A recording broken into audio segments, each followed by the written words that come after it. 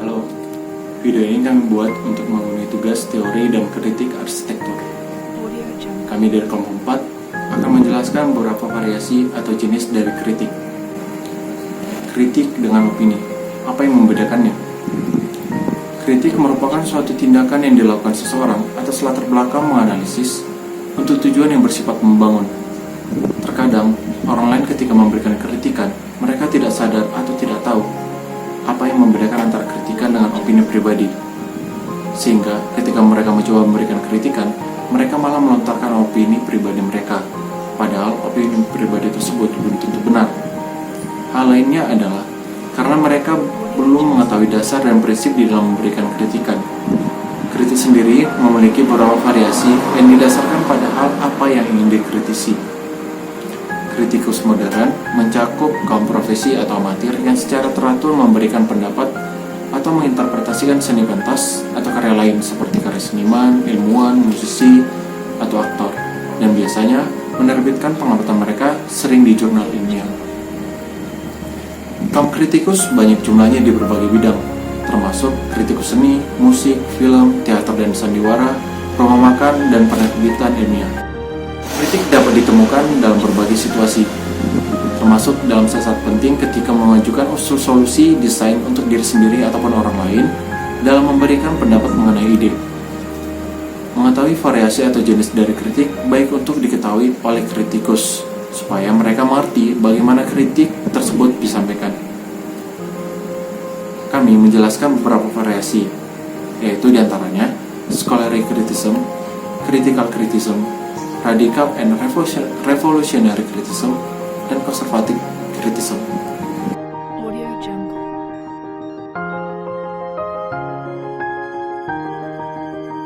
Perkenalkan, nama saya adalah NIM 111. Sebelum teman-teman saya menjelaskan tentang variasi dan jenis-jenis kritik, saya akan menyampaikan pengertian kritik secara umum. Kritik adalah proses analisis dan evaluasi terhadap sesuatu dengan tujuan untuk meningkatkan pemahaman, memperluas apresiasi, dan membantu memperbaiki pekerjaan.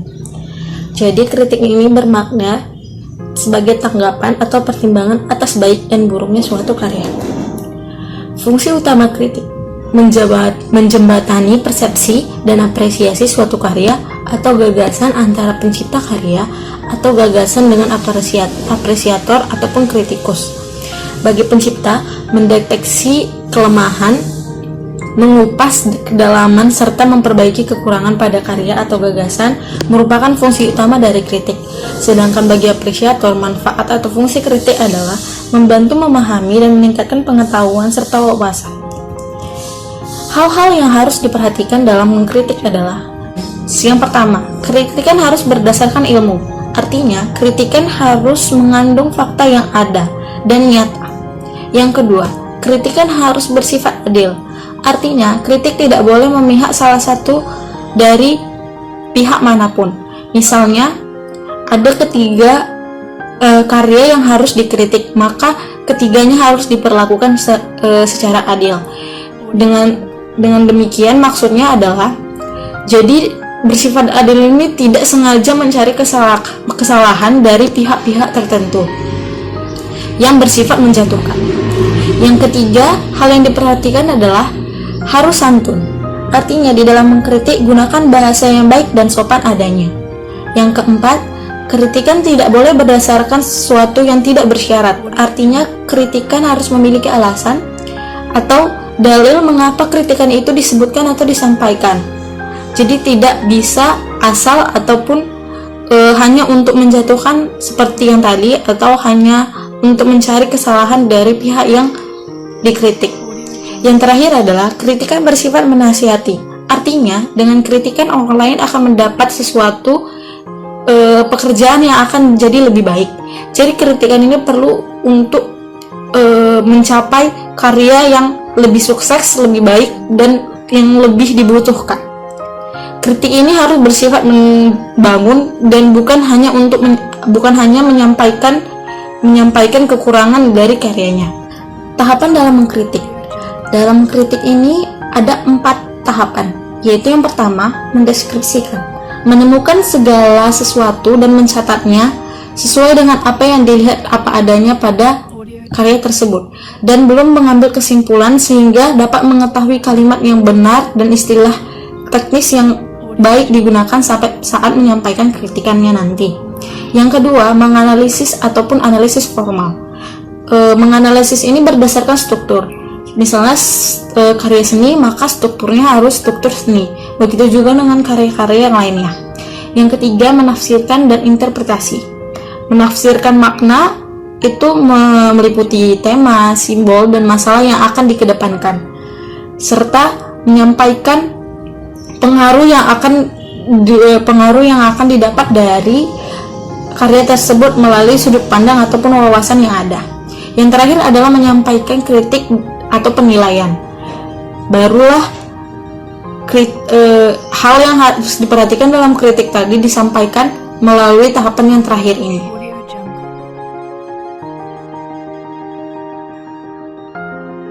Baiklah, saya akan menjelaskan mengenai kritik scholarly atau yang lebih dikenal dengan kritik ilmiah.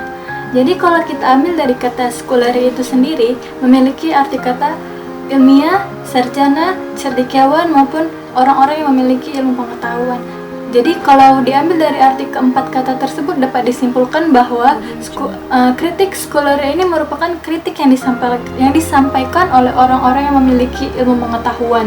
Sehingga untuk melakukan kritik scholarly ini, seseorang juga harus memahami bagaimana materi dan teori yang akan mereka kritik. Selain hal ini, seseorang tersebut juga harus mengetahui bagaimana standar penulisan yang baik dan benar, seperti standar penulisan karya ilmiah itu seperti apa.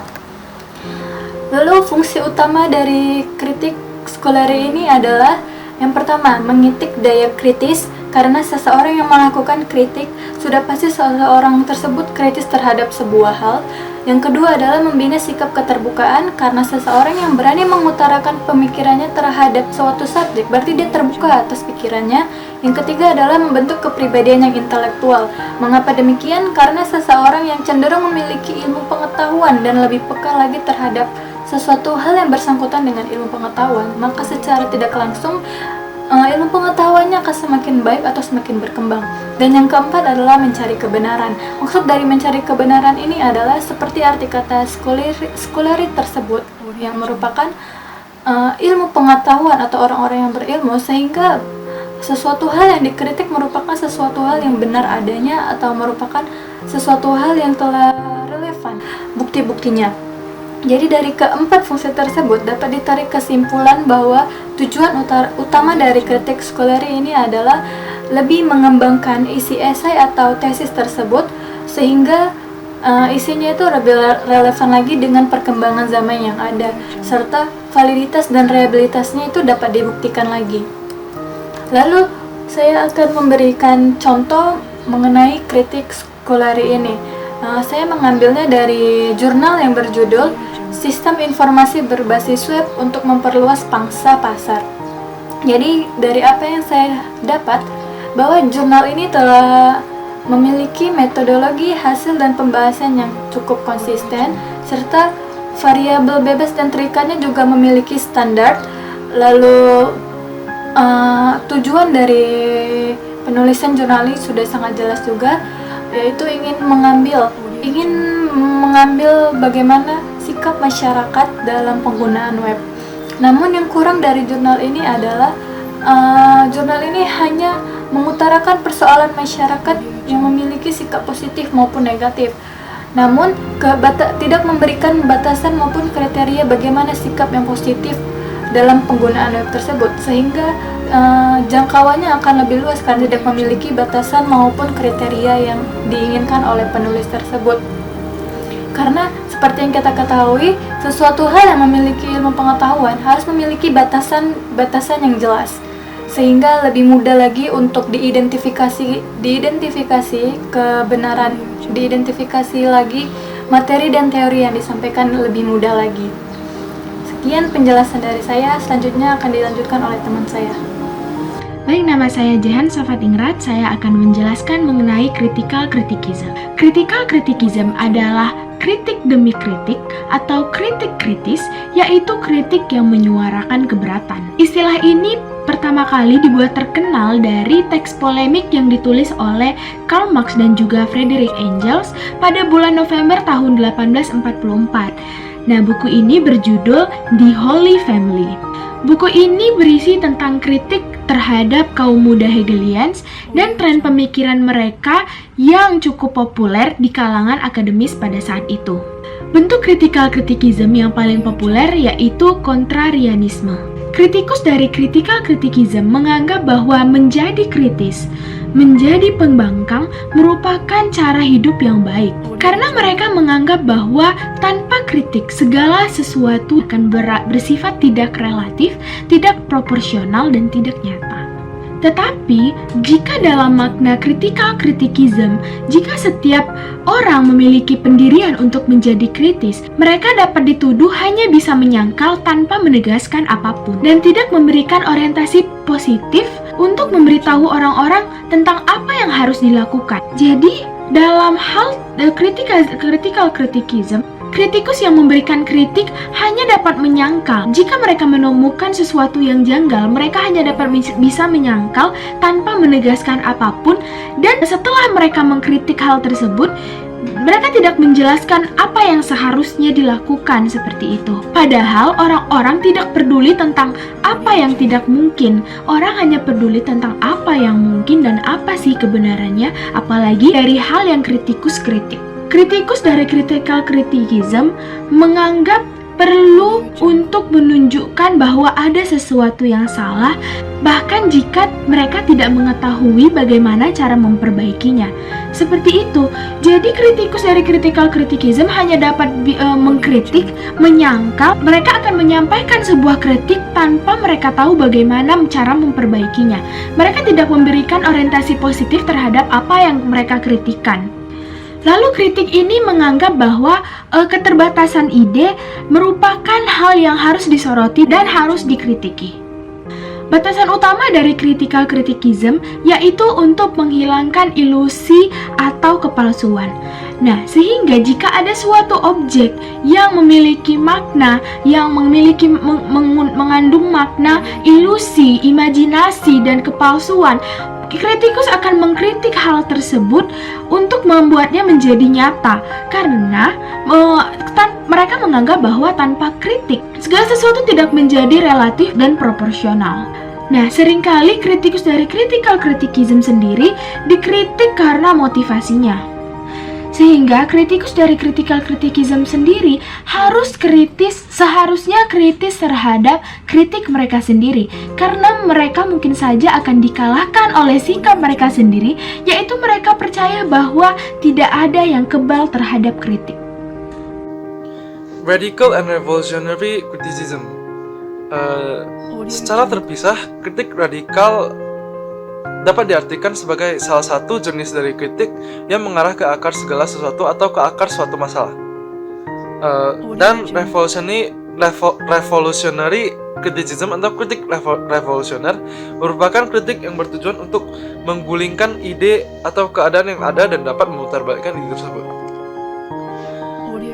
Kritik revolusioner juga dapat digunakan dalam arti sebuah kritik yang menginisiasi sebuah perubahan terhadap sesuatu yang baru. Contoh dari kritik revolusioner sendiri adalah generasi muda yang menemukan jati diri yang tidak sesuai dengan tipikal dari generasi yang lebih tua. Kritik radikal tidak akan menerima ide-ide yang dangkal karena kritik jenis ini terus berpusat pada asal muasal satu ide, sehingga para kritikus akan terus bertanya mengapa dengan sangat teliti dan mendalam sampai mereka mendapatkan jawaban yang tepat dari pertanyaan-pertanyaan yang diberikan. Nah, kritik radikal mungkin dapat bersifat revolusioner, atau kritik radikal dan revolusioner adalah kritik radikal yang bersifat menggulingkan ide-ide sebelumnya dengan perspektif yang baru. Tidak menutup kemungkinan bagi kritik radikal untuk menghapuskan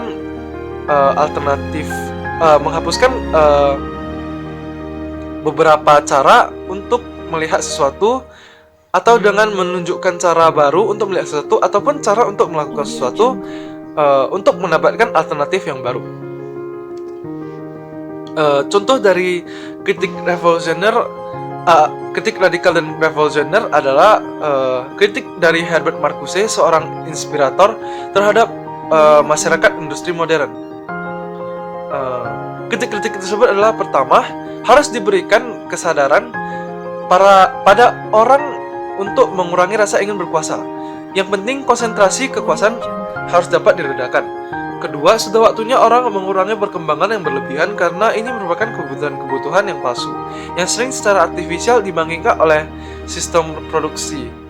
Hal inilah yang perlahan-lahan ingin dihilangkan untuk meningkatkan mutu kehidupan. Nah, cara-cara Herbert Marcuse untuk melakukannya adalah pertama, Marcuse mengadakan perubahan total dengan jalan revolusi, di mana dilibatkan kelompok-kelompok individu yang anti kemapanan. Kedua, Marcuse ingin melakukan perubahan dari arah yang kuantitatif ke arah yang lebih kualitatif. Karena ada kecenderungan dalam mempertahankan apa yang sudah ada, maka apa yang dikembangkan adalah sesuatu perkembangan yang tidak pernah dapat dikritik. Saya Cindy Natalia NIM 17110 akan menjelaskan tentang kritik konservatif. Kritik konservatif berkaitan dengan kesesuaian dengan aturan atau prinsip dan kesinambungan dengan masa lalu seperti tradisi atau warisan. Para kritikus konservatif sama peduli dengan masa depan seperti orang lain. Hanya saja mereka tidak mengharapkan masa depan yang lebih dari masa lalu. Dan untuk mengatasi masa depan, mereka percaya hanya metode yang telah diuji coba yang harus digunakan. Kritik konservatif biasanya merasa bahwa terlalu banyak perubahan membuat orang-orang tersesat, sehingga mereka mengharapkan agar orang-orang kembali ke hal-hal yang dilakukan di masa lalu. Kembali ke tradisi dan cara yang benar di masa lalu adalah satu-satunya perubahan besar yang diminati banyak kritik konservatif. Tujuan akhir dari kritik konservatif adalah untuk mencapai stabilitas, sehingga segala sesuatu tetap berada di tempat di mana mereka berada, tertib dan damai. Salah satu contoh dari kritik konservatif ini adalah penolakan terhadap masuknya globalisasi dan modernisasi, begitu juga tetap menjaga nilai-nilai budaya dan kebiasaan dari zaman dahulu. Seperti Indonesia yang tetap mempertahankan budaya dan terikat akan aturan budayanya. Baiklah, sekian dari video kami. Kami ucapkan Terima kasih. Terima kasih. Terima kasih.